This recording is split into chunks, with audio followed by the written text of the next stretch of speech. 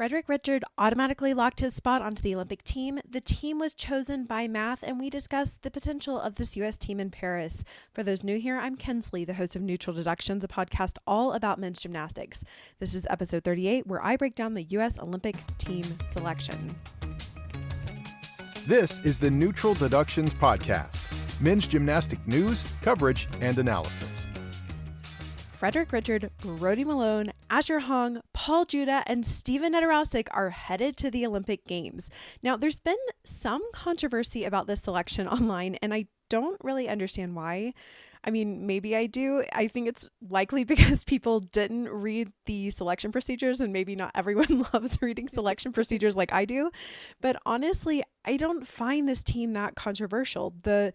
The men's program leadership, they collaborated with the athletes and the coaches to create the selection procedure, which were later looked over by a lawyer and then approved by the U.S. Olympic and Paralympic Committee. The athletes knew what was needed to make the team.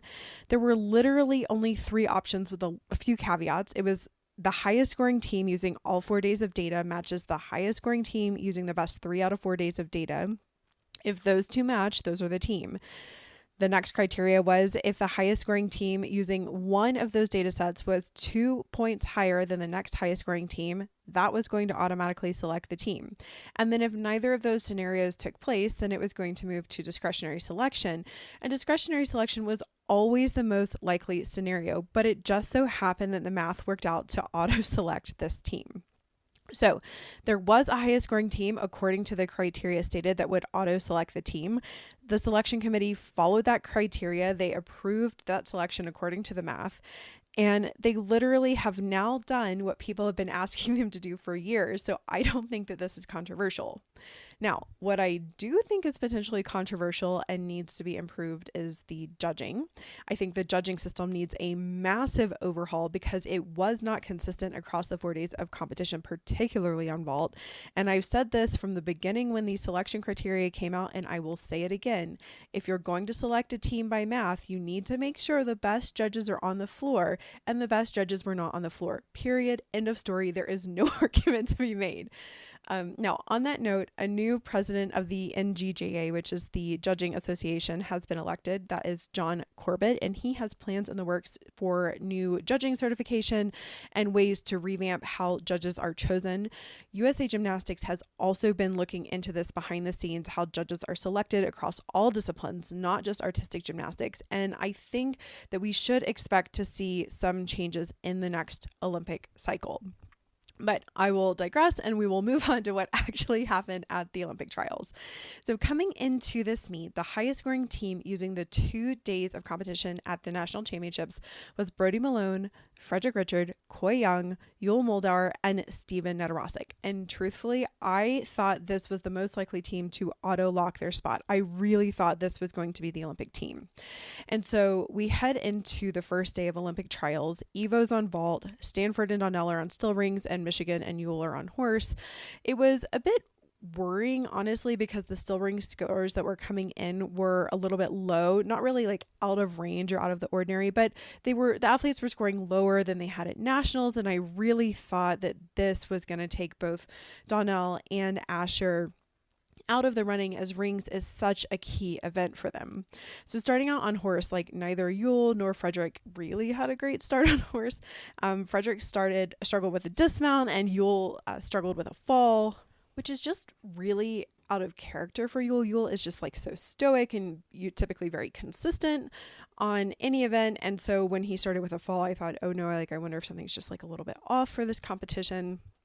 But overall, in general, the first rotation wasn't particularly inspiring of confidence. And you could really see on the broadcast periodically, the Brett McClure, who is the high performance director, just kept rubbing his head over and over. And it really just felt like Brett was all of us in those moments, and maybe a little bit stressed out about who was going to be on this team and if it was going to have to go to discretion, because I think if this team had to go to discretion based on how inconsistent several of the athletes were, I think it would have been like a really hard pick and very controversial, because there are so many ways that you could have validated who made the team based on experience or based on performing solely at trials and things like that.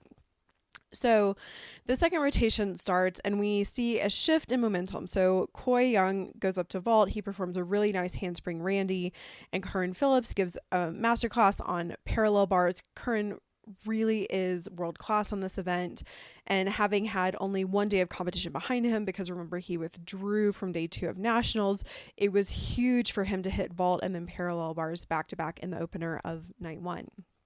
So the key routine here for me was Asher Hong. He went for his Rize Guang, which is the 6-0 vault, and he took several steps after his vault, and he had the fight of his life just to stay on the mat. Like, if you go back and watch the video, his toes are grabbing the mat.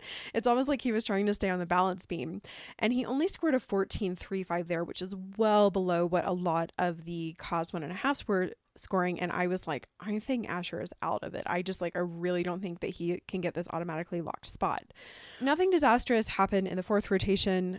Coy wasn't great on high bar, but he didn't necessarily need to be there.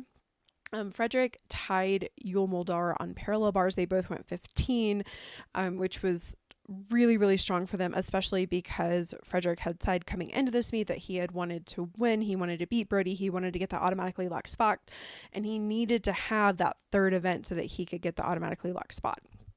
So then came the 5th rotation, and this is sort of where the big test was. Everyone was holding their breath, waiting for Steven to go, and coming into this competition, we knew that Steven was probably going to be downgraded, but he downgraded a little bit more than was anticipated and a little bit more than his coaches anticipated. I believe he was supposed to be doing a 6-2 difficulty, and he only did a 5-6, which is certainly well below what he is capable of, and significantly lower than that 6-2 that I believe was planned. And he ended up getting a 14.45, which really opened the door for Patty Hoops. And I was sitting here thinking okay, if Patty hits what Patty's capable of, he can go 15.3, he could surpass Steven for that potentially automatically locked spot. But in the 6th rotation, Patty's routine on the horse was actually really good, but he really botched the dismount, and that really kept Steven in the driver's seat. And so at the end of the day, Frederick was leading Brody by half a point in the all-around, and Shane Wiskus was sitting in 3rd. So after 3 days of competition, Brody, Frederick, Yul, Steven, and there was a tie for Paul and Shane, had a 258.5. So that just shows you how tight the competition was. So again, Brody, Frederick, Yul, Steven were locked onto that team, and then Paul and Shane were both tied in with a 258.5. So at this point, Coy had dropped off of the highest scoring team. Asher still wasn't on it, so Stanford head coach at this point had no one from Stanford on this team, which I think would have been a surprise to everyone. So the head coach, Tom Galimi, he took to the mix zone, and he had some really strong words to say about the judging, and he also mentioned that he didn't like how math dependent this team was. And I'd be interested to hear his perspective now that we know that he did end up having an athlete make it onto the team. I'm curious if he has the same feelings, or if that was just a moment of frustration because the selection procedures weren't serving his athletes the best. So moving on to the final day of competition, the opening of day 2 really, it seemed like the tide was turning. So Yul Moldauer did not crush his best event on parallel bars. Asher Hung did crush his best event. And it was like the crowd was just watching the selection happen in real time. Brody also did not have a great opening final day on the high bar. He effectively had 2 falls, but he had done so much already that barring a complete implosion of day 4, he was going to be on that team. So certainly, while disappointing to him, not that big of a deal in the long run. So through the second day of competition here at Olympic Trials, Steven luckily did not have to wait 5 full rotations to go again, and he hit, giving him a 14.825 average overall. In the same rotation, Yul was over on floor. He did not have his best showing on floor. He didn't break 14, and it really felt as though at that point, the Olympic spot was slipping from his grasp, one event at a time. So following 3 rotations on the final day of competition in the all-around standings, it was Fred Richard. Asher Hung had jumped up majorly into 2nd.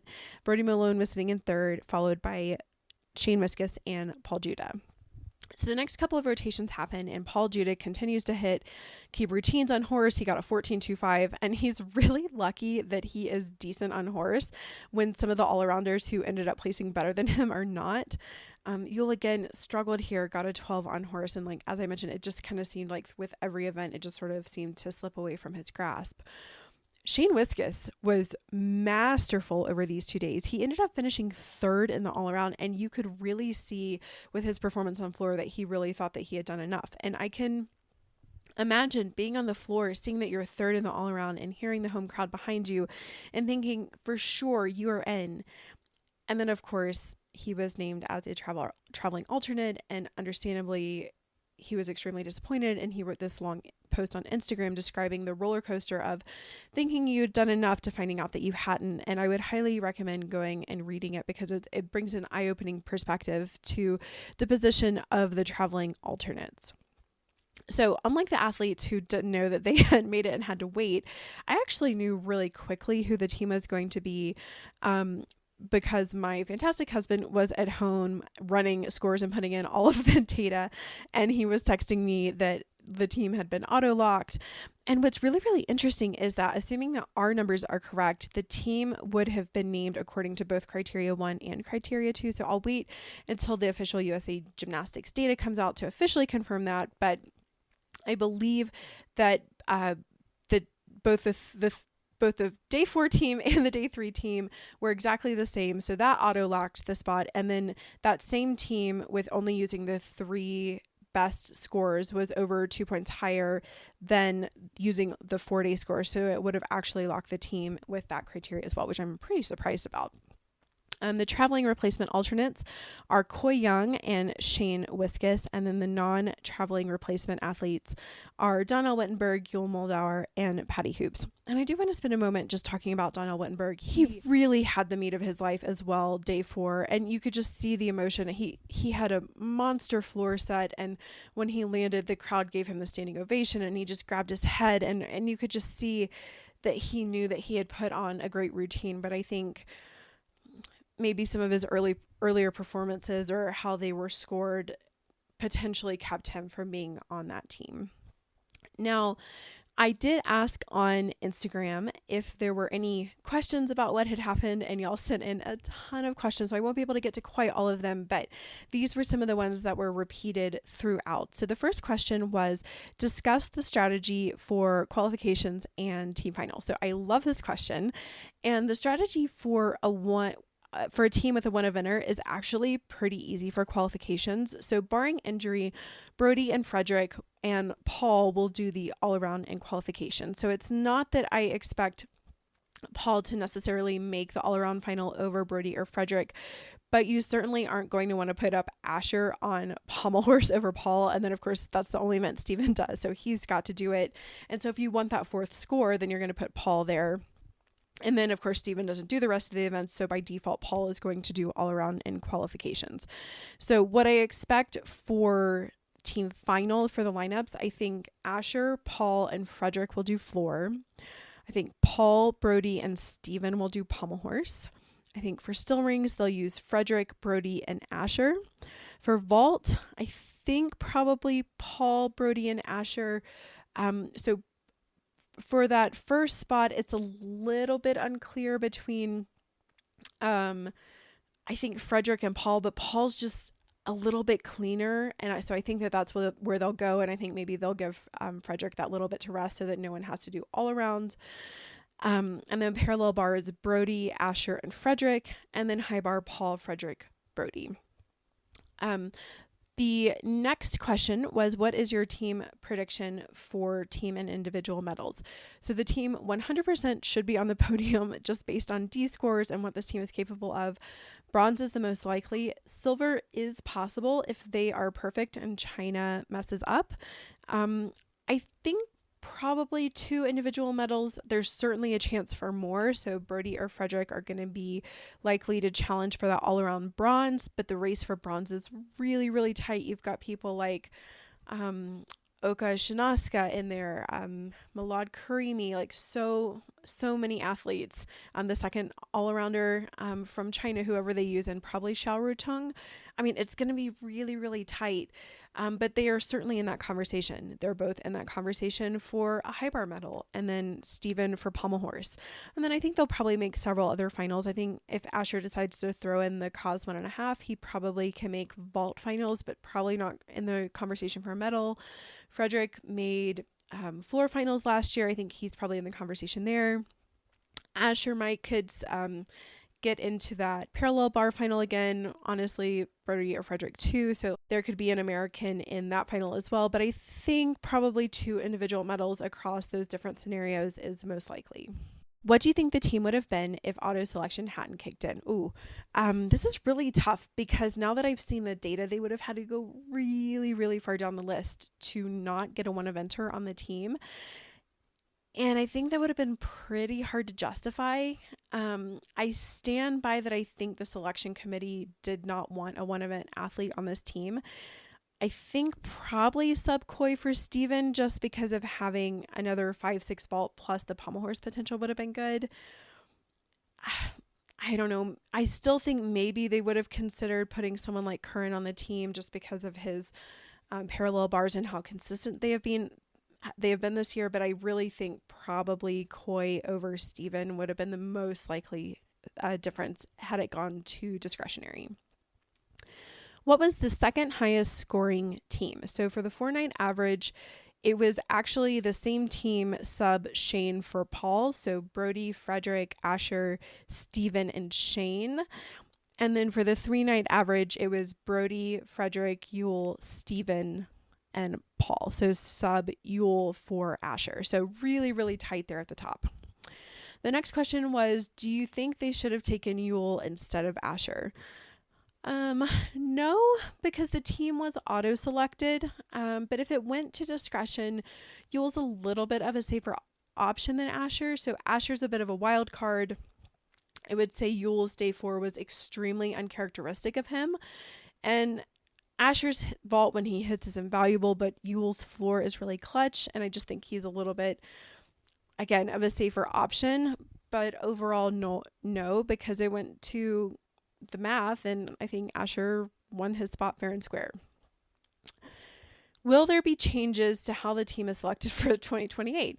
I think probably so. So it's always a bit of a pendulum swing, right? When you set any sort of criteria, like some people who that criteria works for are really happy and other people are really mad. So I think it will certainly change in some way or another.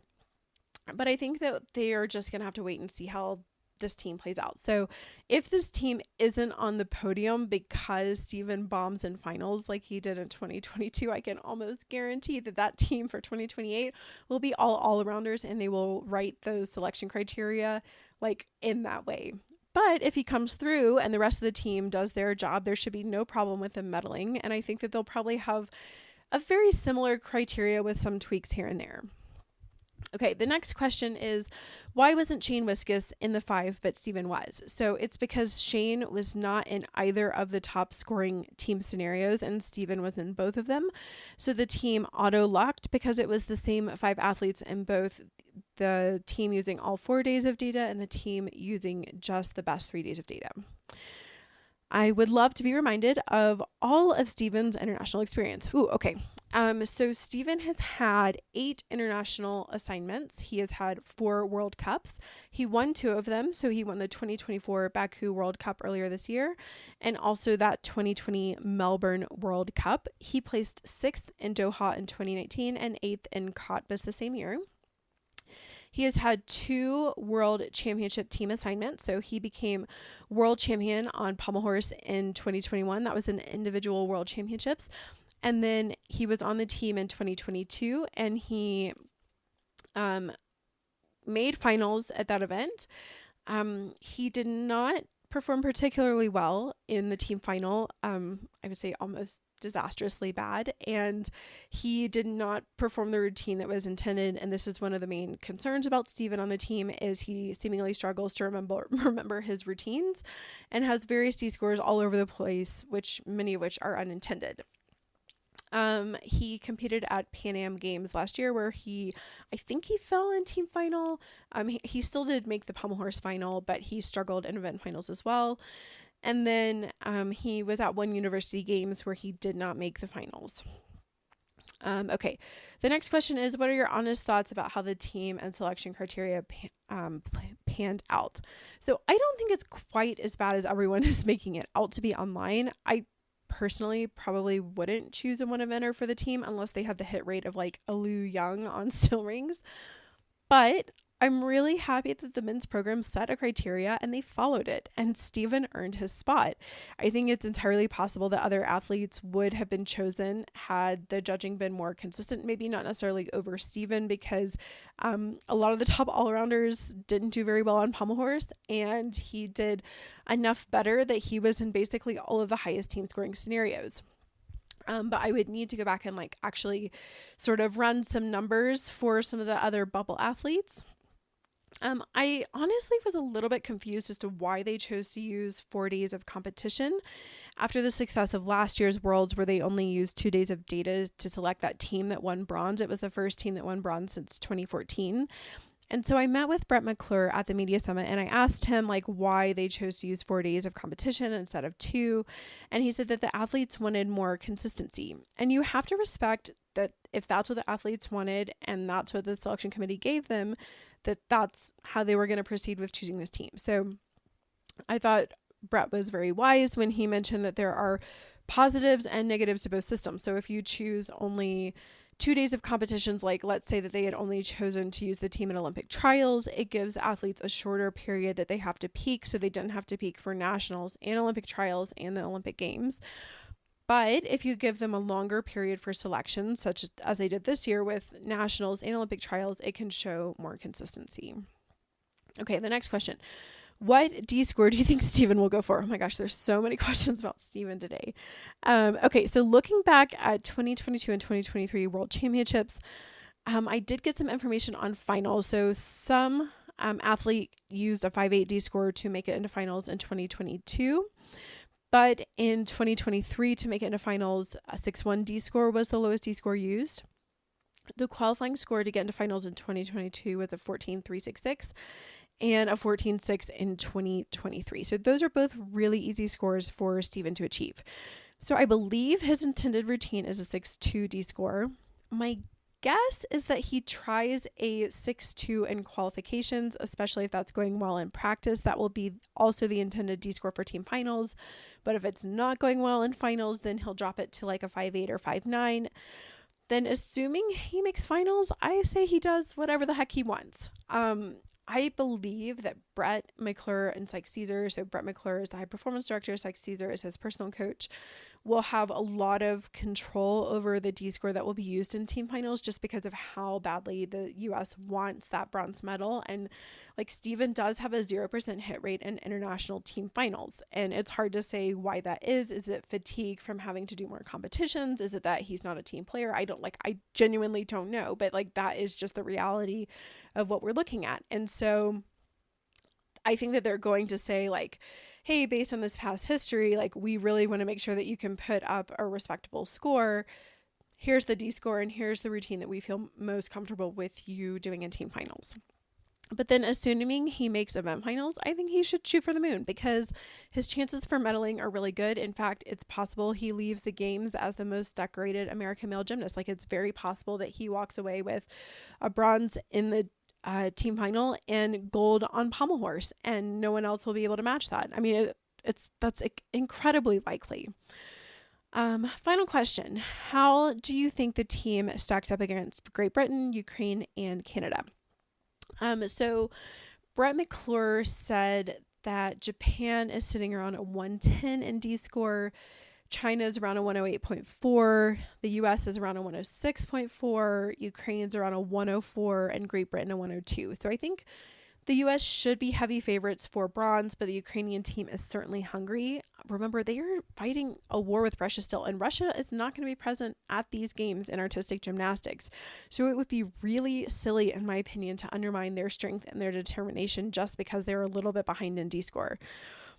I don't really think the British or the Canadian team are going to be challenging for the podium unless the US and Ukraine completely implode. So I really think that they are the most likely to get that bronze spot. I'll probably do an episode next week breaking down the top 12 teams, assuming Italy and Spain ever decide to release their teams, but we do have most of those teams out right now. Coming to a close to just sort of wrap up everything that happened at trials, we have had a couple of retirements. So Cameron Bach and Curran Phillips have both announced their retirement from the sport of gymnastics, and we certainly wish them the absolute best moving forward. We've gotten so many more 5-star reviews. Thank you so much for taking the time to write those on Apple Podcasts. It really means so much. So BBeth88 said, "This is the best place for men's gymnastics. The episodes are easy to understand, incredibly informational, and it's helping me get into the world of men's gymnastics. For men's gymnastics fans, this is the coverage you've been waiting for." So if you would, please go over and rate and review us on Apple Podcasts or wherever you get your podcast. It helps others find Neutral Deductions and learn more about men's gymnastics. If you are listening on YouTube, please hit that like button and subscribe.